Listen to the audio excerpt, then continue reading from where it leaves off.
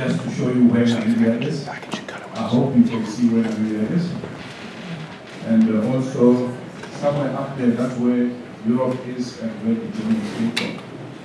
And I would like the audience to pay much attention to Namibia and then subsequently Botswana, then South Africa. That is the bottom part of Southern Africa.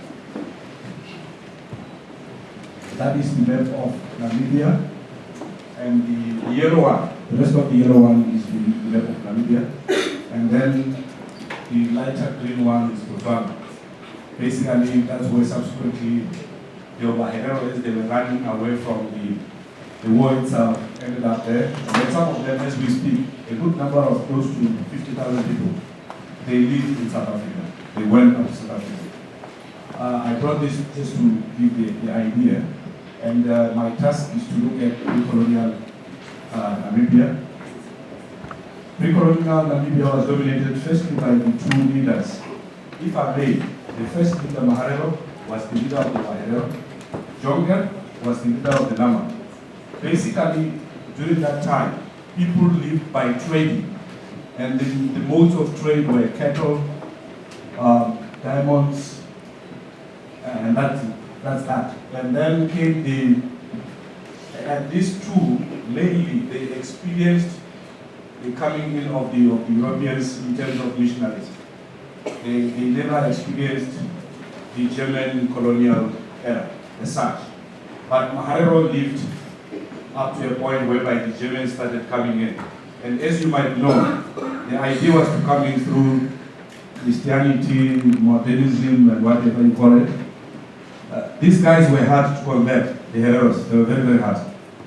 As it shall be shown later on, it took like Reverend Han 17 years to achieve to convert one Herero from their culture to Christianity, you name it. And then, the era that is so interesting, the one that was when the Germans came, it was between Henry Verboy from the Nama community and Samuel Maharero. If you like, these people, they were more like enemies, if you like, because then they had to fight over cattle. And the Namas, originally they came from the south, whereas the Ovaherero and the rest of the Bantu-speaking people, as you know your history, they come from the Great Lake, and then they came down up to Namibia. But then the Namas, they had already encountered the whites in the cave, and they had acquired massive ammunition. They could easily defeat the Ovaherero because they had guns, and the Ovaherero had just killies and you name it, just sticks to try and defend themselves. And you can imagine a stick against a gun. So basically, these people lived around the area. And by the way, genocide, scholars, even here in America, they indicate that people who are targeted for genocide, there is a reason why. One of those reasons is the economy there. These people, whether you like it or not, the two communities, the Herero and the Nama, they were the ones who were occupying the fertile land. They had a lot of cattle. If you look at the picture of a great leader called Kambalem, you find that he was wearing by then necklaces made of diamond and what have you. And people came from the Cape, the whites, the British, to come and trade. And these two leaders experienced that, and then the German came. Basically, the Ovaherero and the Namas were the two dominant communities there. Of course, there were others. Like now they want to come in to say they were killed, they died, but they were not that prominent. Even it's on record that the Germans would trade with the Ovaherero, and there were certain agreements that they were entered into. For instance, like not attacking each other when time came. These are the two leaders, Maharero, maybe wondering why Maharero, and then that's Jonker, the leader of the Nama there, who came actually to central Namibia. Very powerful, like I said, he already had guns, and he was a fierce fighter, very fierce. In fact, at some point, it was more like they colonized the Herero, because they came up to Maharero, and there was a point where they captured Maharero and tied him into a Volkswagen, a form of enslavement, if you like. And then came his son, Maharero's son. Let's move. That's Maharero there. That's the gentleman who led the war against the Germans. People will tell you this gentleman survived the onslaught of the Germans for 3 years. That boy from the Nama, at some point, as I indicated, because they were trading in cattle, you name it, they were not good friends, but when it came to the war against the Germans, they united, and that's why subsequently there was a second order in 1904, rather 04, 05 against the Nama, by the same Germans, to say these people must be exterminated from the Mother Earth. And basically, I will read some of this because of time. And during that time, as indicated here, predominantly the missionaries were from the Religious missionary. They came to Namibia in those forms, they established schools, churches, you name it, to try and that to me was an indirect colonialism anyway, because these people never bought into the idea of being turned into believers, Christians, you name it, because they had their own practices like the holy fire, you name it.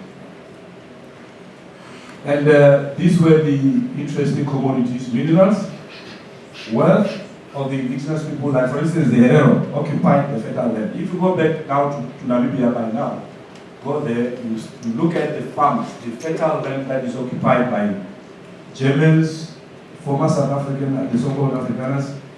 They are occupying that land that they confiscated then. They still occupy that land. And interesting enough, the names of those farms, they never changed them. They still have those names of Hereros and Namas to show where they got those land. And then also copper, and then subsequently land, because the Germans, when they left Germany, one of the enticement was land subsequently. They had to fight to win and get land. When the Germans eventually declared war and genocide against the Ovaherero, that exercise, apparently it became even a corrupt practice, if you like, because everyone made sure or wanted to make sure that their kids are included so that they can subsequently benefit. It's on record. It became a very horrible exercise. Even people who were in charge of that exercise to recruit young men to go to Namibia, they were bribed to make sure that I make sure that my son eventually will make the way to Namibia. And one of the interesting missionaries was this gentleman here, Anderson. He was very influential, particularly to bring in the question of a paramount chief among the Ovaherero. He had learned that the Ovaherero were losing the internal fights because they were fighting in small pieces.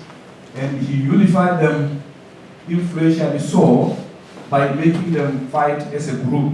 And it's on record that the first fight that they fought against the Nama, he led so that he can show them how they should fight. But the other side of the coin is that this gentleman, he was angered by the Nama because he had bought cattle in the central country to be transported to Cape Town for trading, but then the Namas confiscated his cattle and they killed them or confiscated them. And that's how, as a revenge, he could not directly forge a war against the Nama. So he had to use the Ovaherero to fight the Namas. And subsequently, after so many years that the Ovaherero were coming second best against the Nama, eventually they won one of the wars that he led against the Nama. And this was to indicate the perception thereof that the missionaries particularly had against the Ovaherero. As you can read for yourself, some of the statements that he made, it is entirely absurd and ridiculous. For example, when you encounter a carriage and are greeted by 20 or more black beauties filled with butter and red dyes, those are the Ovahereros then in present day of Ahiba, the way they would dress up and the like. You know, when you look at the whole description, it was full of hatred from the earlier Germans who came to Namibia as missionaries. And even some scholars, like I think it's Yanin Kona, Zimmerman rather, I think he's a lecturer at the University of Bonn. he indicated that actually to him, this genocide of the Ovaherero started long back, because these young men who were promised heaven on earth in Namibia, when they got there, it was frustration for them because some of the things they were promised were not forthcoming, and that's how they started shooting people indiscriminately, killing people. So basically, it can be argued that the genocidal ideology started long back. The first baptism, like I indicated, it was after 17 years.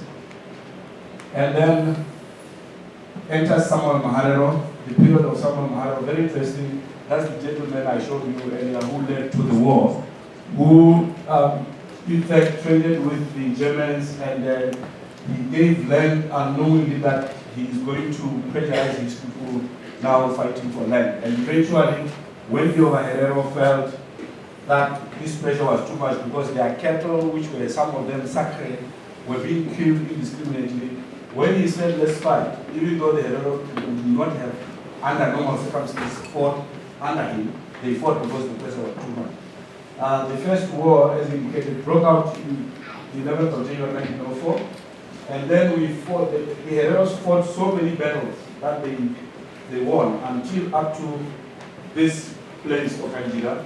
Very interesting because to me that is the turning point. That is where the genocidal ideologies came in, because the Germans, they suffered massive casualties against the Ovaherero during all the maybe 4 or 5 battles. They were defeated, and this angered Germany, and we understand Germany before this period, they have been, particularly their army, has been sitting there idling for like 17 years without fighting. So when they were presented with this opportunity of fighting, they came in numbers. And as we know, the anger was that they had killed Germans, they had cut off their ears and name it.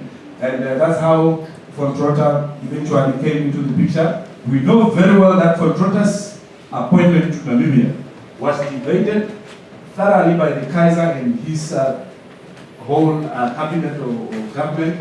And there were other 3 possible people that were supposed to be sent to Namibia, but then they failed. Van Trotter invaded head and shoulder above the rest because he had shown what he can do in terms of killing when he went to quell the rebellion in East India or wherever there, Tanzania, you name it. So basically he came out top. But the contrast that I want to bring is between Van Trotter and Ludwig. Ludwig was the governor there in Namibia, who had been there for more than, I think, 20 years. They had a contrasting approach towards this war. Ludwig wanted to fight the Hereros, defeat them, and extend truce to say the war is over, done and dusted. But Van Trotter had nothing of those. He indicated that when the Ovaherero arrived in Ohamakari, before he arrived in Namibia, he sent a message to say, Van Trotter, rather Ludwig should not dare even touch these guys. They must be encircled, not attacked until he arrived. Because he wanted to make sure that they are encircled at Ohamakari and shot there, all of them. He arrived in Namibia and they had some debates how to look at the war, but he would not agree with Ludwig.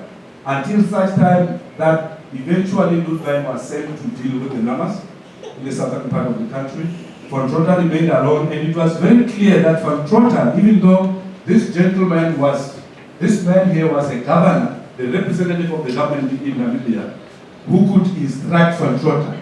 They made sure, together with the Kaiser, that Van Trotter, his instructions will come directly from Germany, not through Ludwig, because they differed in the methodology, how they want to look at the idea. And then we come to the question that normally it's raised, that is the question of the genocide. That's Van Trotter, and that's Ludwig. The ideology is to say, or some argument, cheap argument for that matter, is to say genocide was started by Van Trotter in the bush at that small place that I have indicated. But my research that I did is very clear. This genocide was crafted in Germany, such that even a gentleman by the name Otto Seifert is the one who suggested the idea of poisoning water wells. Poisoning water wells. Would you compare that to gas chambers? Just same idea. And after the war, the idea for the Hereros was to escape. But for Trotter, after reading his order, even though you don't need an order to prove genocide for that matter, he instructed that these guys, they must be driven to the desert so that they will die there. They died, they drank that poisoned water. They died, those who did not find water. Apparently, they cut open the stomach of those who had drank the water, they drank, and that's how they perished. And finally, I would like to move to the last few slides, particularly the challenges that we are presented with currently in Namibia. That is the usurping and the elbowing of victims by the government. We have a challenge. Our government is saying, we just learned recently this year that the Namibian government and the German government, they have been negotiating for the past 2 years. Nowhere victims to be seen. These guys, they have been hideous. They have been negotiating. This thing of a special envoy that was appointed to say, it's utter nonsense, because these guys, they have been negotiating for the past 2 years. And there are so many negotiations 2 years down the line, the recent establishment of the special envoy. When you look at the newspaper in the country, the headlines, confusing people and all this. And we are saying nothing will be done for us without us as victims of genocide. Because even when you look at the basic principles on passed by the United Nations General Assembly in 2005, it's very clear the roles that the government must play. They are called mediatory roles, but not to usurp the position of the victims. Thank you so much.